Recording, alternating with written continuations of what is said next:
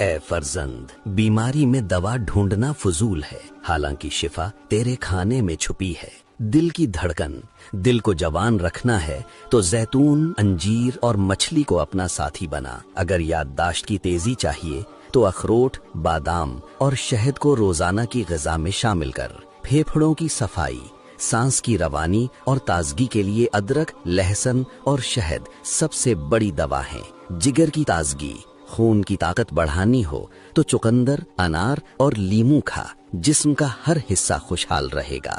گردوں کی حفاظت، بدن کے زہر نکالنے ہوں تو کھیرا، سیب اور پیاز کو غذا کا حصہ بنا۔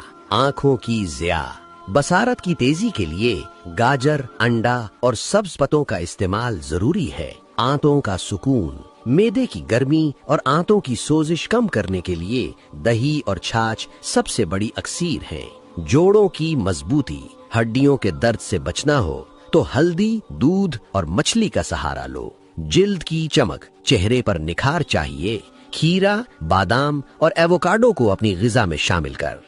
اے فرزند، پیٹ کو کبھی بھر کر نہ کھاؤ، کیونکہ زیادہ کھانا حکمت کو ختم کر دیتا ہے اور جسم کو بیماریوں کی آماج گاہ بنا دیتا ہے۔